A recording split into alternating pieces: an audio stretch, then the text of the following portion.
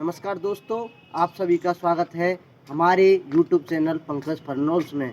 दोस्तों, आज मैं आपके सामने इंडियन इकोनॉमिक डेवलपमेंट का chapter first Indian economy on the eve of independence के बारे में बताने जा रहा हूं। तो दोस्तों, इसका मतलब है कि भारतीय अर्थव्यवस्था कैसी थी इंडिपेंडेंस के टाइम पर। क्योंकि दोस्तों, हम सभी जानते हैं कि ब्रिटिशर्स ने यहाँ आकर के अपना रूल किया 200 साल। तो आज उसी के बारे में मैं आपको बताऊंगा। इनका origin of British rule in India, कि इनका उद्गम कहाँ से होता है, ये कब इंडिया में आए। तो इनका ये आए थे 1757 में प्लासी के युद्ध के दौरान। अब दोस्तों, एक क्वेश्चन उठता है कि इनके आने का मकसद क्या था। हम कोई भी काम करते हैं, कहीं भी जाते हैं, तो हमारा एक मोटिव होता है कि भाई हमें वहाँ जाकर वो करना है। तो इनका मेन मोटिव था कि हमारी इकोनॉमी को यूज़ कर to use Indian economy for boost England economy. ये अपने यहाँ अपनी इकोनॉमी को बूस्ट करना चाहते थे, इसीलिए इन्होंने यहाँ पर आकर के अपना रूल जमाया। तो लगभग 200 साल बाद हमें इनसे 1947 में आज़ादी मिली। दोस्तों, now I am going to tell you the pre independence India. जब हम पे रूल नहीं था, तब जब हम आज़ाद थे, लिबरलाइज थे, उस समय कैसी थी। तो हमारी इकोनॉमी एग्रीगियन इकोनॉमी थी। एग्रीगियन इकोनॉमी वो इकोनॉमी होती है दोस्तों, जिसमें हम कृषि पर ज़्यादा निर्भरता रखते हैं। हमारे यहाँ उस टाइम पे 75% ऑफ पॉपुलेशन जो थी वो एग्रीकल्चर पर डिपेंड थी। और दोस्तों, second function of our economy pre independence India was we were prosperous economically, कि हमारी जो इकोनॉमी थी वो प्रॉस्परस थी। प्रॉस्परस इकोनॉमी दोस्तों वो इकोनॉमी होती है जिसमें हमें किसी से भी इंपोर्ट करने की ज़रूरत नहीं होती। जो हमारी health, education and other facilities हैं वो हमारी कंट्री में ही अवेलेबल थी। अब दोस्तों, हम हैंडीक्राफ्ट जो हमारी इंडस्ट्री थी, जो हाथ से बनाई हुई चीज़ों की थी, उनकी पॉपुलरिटी वो फेमस बहुत थी हमारी कंट्री में।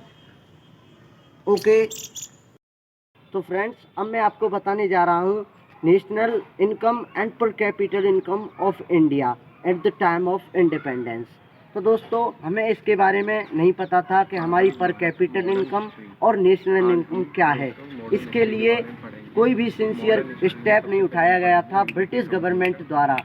दोस्तों, हमारे यहाँ के कुछ इकोनॉमिस्ट ने, doctor BK Rao, RC Desai, इन्होंने कुछ स्टेप्स उठाई। लेकिन इसमें सबसे ज़्यादा महत्व डॉक्टर BK राव को दिया गया, जिन्होंने इसको एक्सप्लेन किया था। थैंक्स। दोस्तों, अब हम आगे पढ़ेंगे एग्रीकल्चर सेक्टर। एग्रीकल्चर सेक्टर के बारे में at the time of independence, उस टाइम पे हमारा जो एग्रीकल्चर सेक्टर था वो कैसा था, उसकी क्या कंडीशंस थी, उसके बारे में अब मैं आपको बताऊंगा। तो agriculture sector was in the poor condition at the time of independence, at the time of Britishers। तो हमारे एग्रीकल्चर सेक्टर की कंडीशन कोई ज़्यादा अच्छी नहीं थी। उन्होंने कोई सिंसियर स्टेप नहीं लिए थे हमारी एग्रीकल्चर सेक्टर को सुधारने के लिए। दोस्तों, हमारे यहाँ की 75% of population was connected directly और इनडायरेक्टली विद एग्रीकल्चर।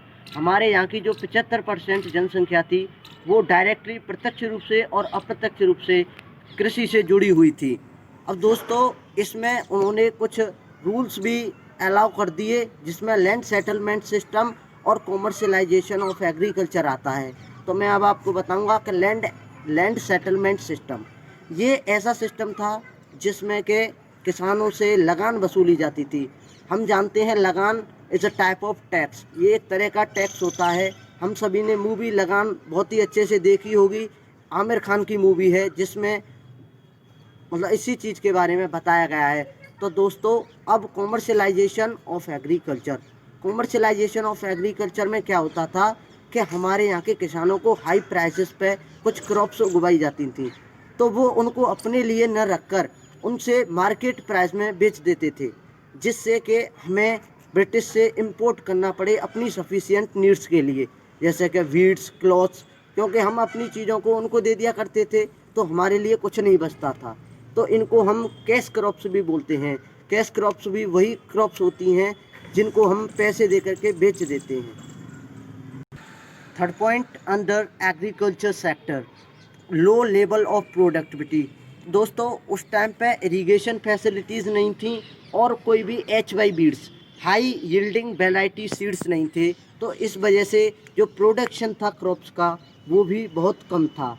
तो हमारे जो किसान भाई थे, फार्मर्स थे, उनको लो प्रोडक्टिविटी होती थी, कम फसल प्राप्त होती थी कृषि से।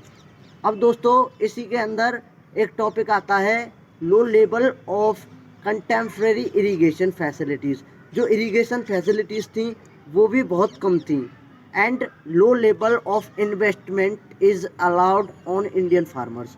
जो इंडियन फार्मर्स थे उनके पास स्कार्सिटी थी इन्वेस्टमेंट की, पैसा नहीं था दोस्तों उस टाइम पे और कोई भी ध्यान उन पे नहीं दिया जा रहा था। तो इस वजह से उन्हें ब्रिटिशर्स की बात मान करके खेती करनी पड़ती थी उनके मानने पर। थैंक्स।